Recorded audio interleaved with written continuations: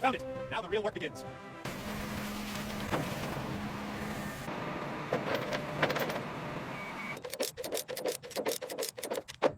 Look at that rust.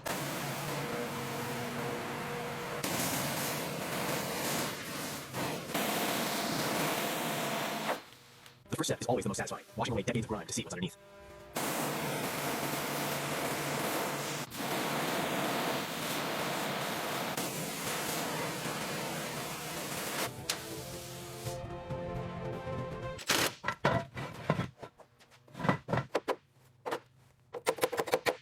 Just gotta put some muscle into it. Yeah, hear that crack? We are in business.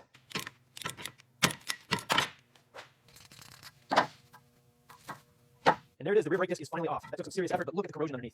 All right, getting these rear calipers tagged up, crucial to keep everything organized, especially with the Batmobile parts. These are from phase 2 disassembly. Just a bit more scrubbing here. It's amazing what a wire brush and some elbow grease can do. Look at that contrast. And finally, the rear suspension is free. That took a lot more effort than expected, but we got it off the chassis.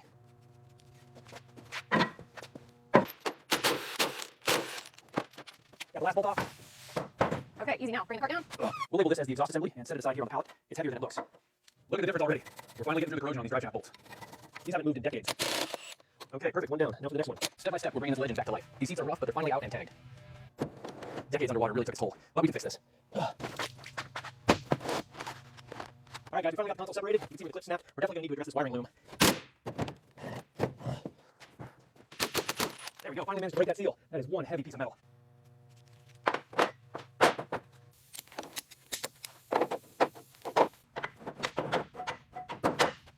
All right, the first step is getting these fuel tank straps off. The bolts are completely seized, so we're hitting it with the impact gun.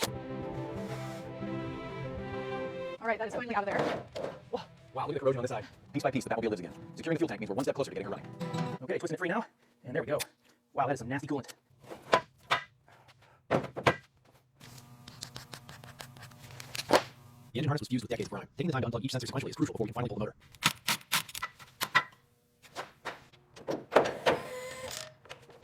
All right, the hoist is in position. Now we just need to secure these chains to the engine mounts, and we can start lifting this beast out of here.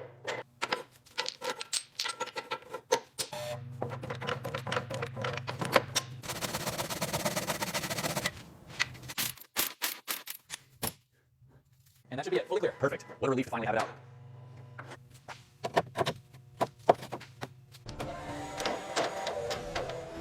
That went smoother than expected. One step closer to firing her up. All right, the bench is ready. Let's get that gearbox mounted.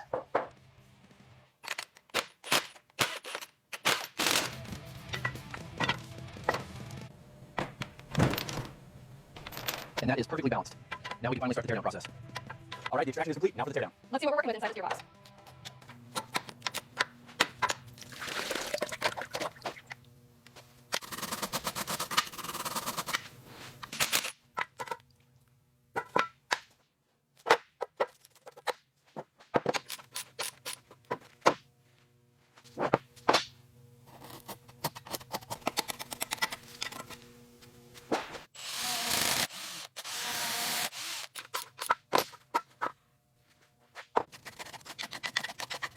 This is the cylinder head plug. I'm just labeling these caps now, F here, and then 1, 2, 3, and 4, so we don't mix them up when they come off.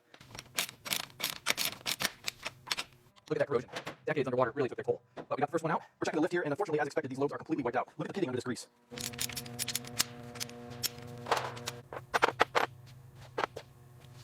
All right, making sure we mark these caps 1 and 2 so they go back in the correct orientation. All right, let's get these main caps off.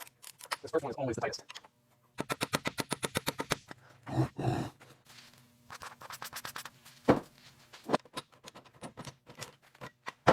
Using the bore scope, we can see the extent of the corrosion. These cylinder walls are heavily pitted and scored, confirming the engine is seized. Listen to that crack. That's the sound of 30 years of rust finally letting go. We're making progress now.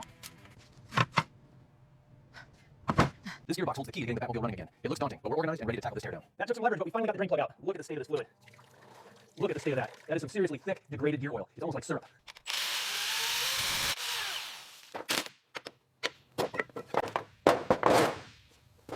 All right, let's get this main shaft out of here. Look at all that corrosion. Now for the satisfying part, cleaning up this mess. All right, slowly but surely we've got the input shaft out. Look at the condition of those gears.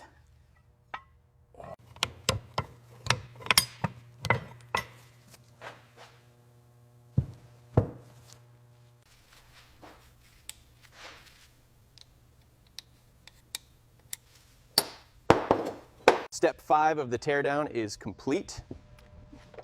It's It's strangely satisfying seeing it all laid out like this. The rust goes deep, but the structure seems okay here. Check that inner tooth though. That looks like a stress fracture. This bearing is completely toast. We're going to need a full replacement kit. All right, let's check these shift forks. We're looking for any signs of bending or excessive wear on the pads. This one looks pretty rough. All right, let's check the clearance on the synchronizer. We need to make sure it's within spec before we reassemble. Looks like we're sitting right at 5 thousandths here.